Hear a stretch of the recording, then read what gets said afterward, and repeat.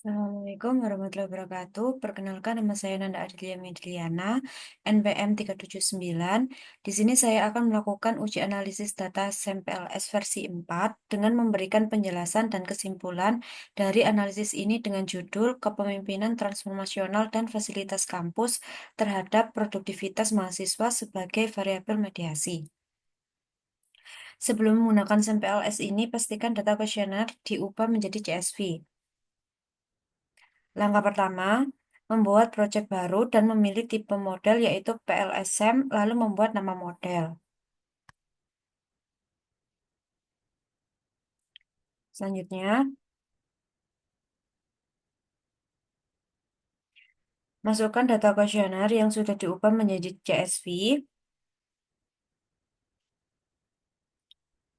dan lalu untuk X1 hingga X1.4 ini ditarik dan begitu untuk membuat kerangkanya. Begitu sebaliknya X2.1 hingga X2.4 dan Z dan juga Y. Nah, ini kerangka konseptualnya seperti ini. Selanjutnya, kita akan uji validasi dengan cara klik em, ikon menghitung ini. Lalu ada algoritma PLS SAM yang pertama ada outer loading. Nah, ini seperti ini. Berdasarkan tabel outer loading menunjukkan nilai loading faktor lebih besar dari 0,7 di setiap indikator sehingga semua indikator valid dalam mengukur konstruk masing-masing dan memenuhi kriteria validasi. Yang kedua ada uji reliabilitas. Pengujian dilakukan untuk menguji reliabilitas data penelitian melalui nilai Cronbach's alpha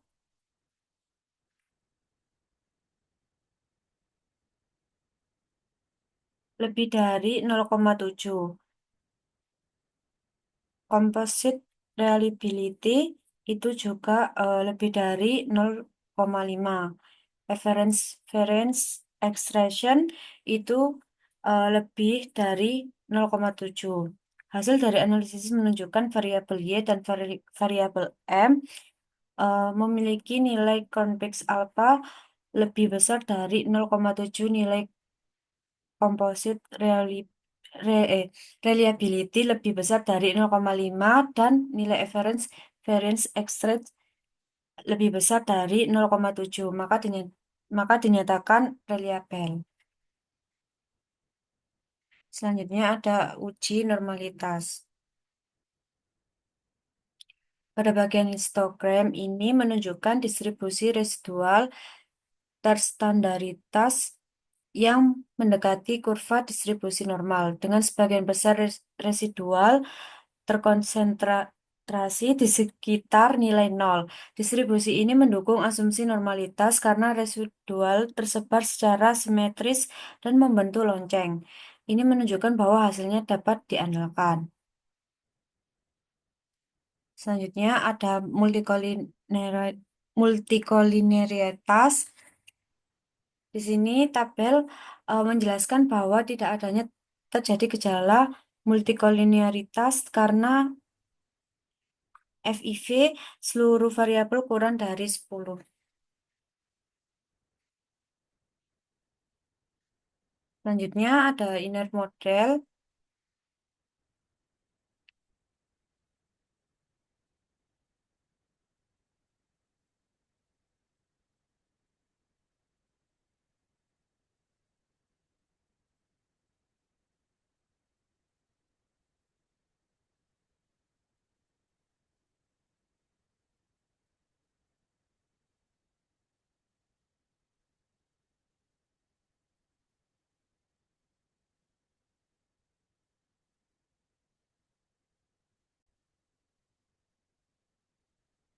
Untuk uji R-square ini, hasil analisis menunjukkan nilai R-square M sebesar 0,526, di mana hal tersebut termasuk model kuat, artinya 52,6%.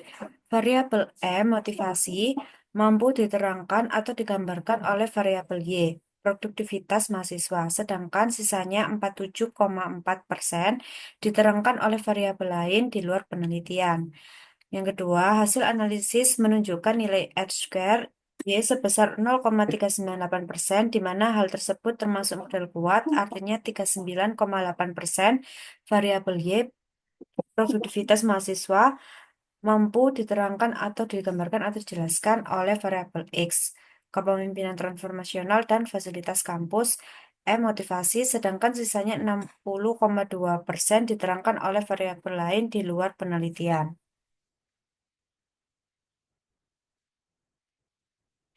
Selanjutnya ada direct effect.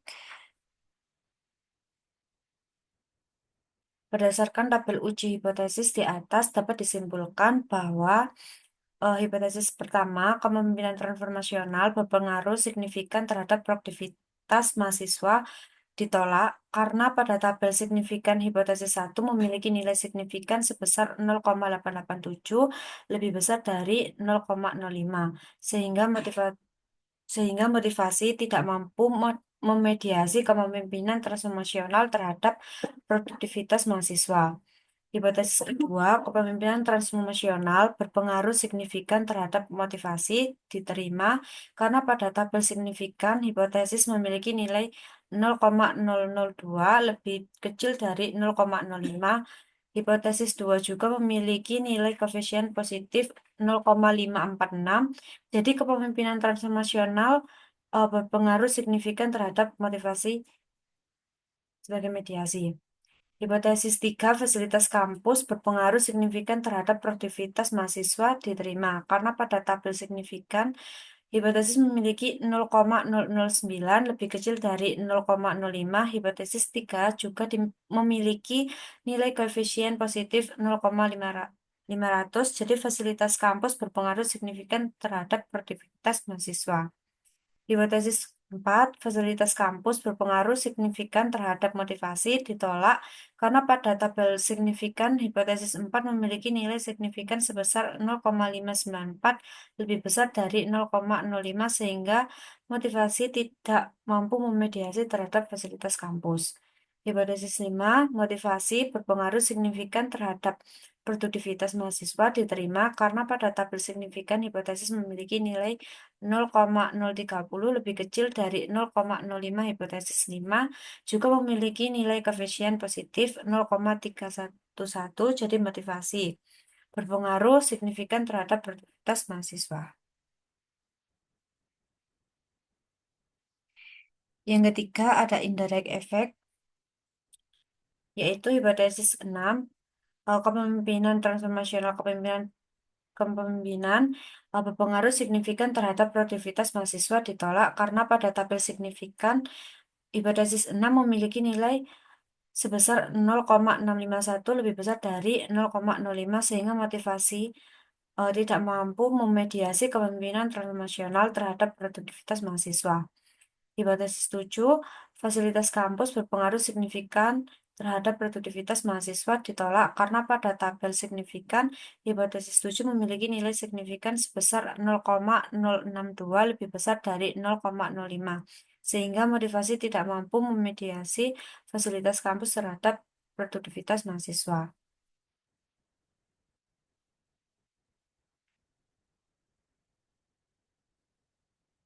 Untuk kesimpulannya,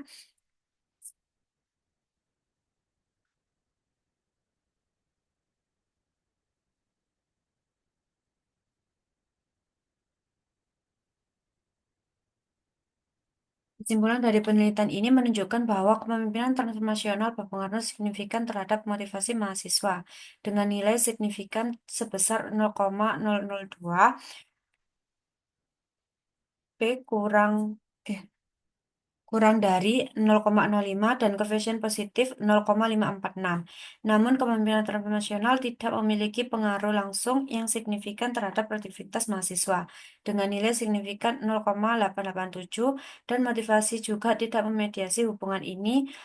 eh, Nilai signifikannya 0,651 Di sisi lain, fasilitas kampus terbukti memiliki pengaruh signifikan langsung terhadap produktivitas mahasiswa dengan nilai signifikan 0,009 dan koefisien positif 0,500, tetapi tidak berpengaruh signifikan terhadap motivasi mahasiswa. Motivasi sendiri berpengaruh signifikan terhadap produktivitas mahasiswa dengan nilai signifikan 0,030 pada kurang dari 0,05 dan koefisien positif 0,311, tetapi tidak memediasi berpengaruh fasilitas kampus terhadap produktivitas mahasiswa. Analisis nilai R-square menunjukkan bahwa 50,26% variasi motivasi mahasiswa dijelaskan oleh kepemimpinan transformasional dan fasilitas kampus, sedangkan 39,8% variasi produktivitas mahasiswa dijelaskan oleh variabel kepemimpinan transformasional, fasilitas kampus, dan motivasi. Berdasarkan temuan ini, perguruan tinggi disarankan untuk memprioritaskan penyediaan fasilitas kampus yang memadai guna mendukung produktivitas serta memperkuat kepemimpinan transformasional untuk meningkatkan motivasi mahasiswa secara berkelanjutan. Sekian dari penjelasan saya. Kurang lebihnya mohon maaf. Assalamualaikum warahmatullahi wabarakatuh.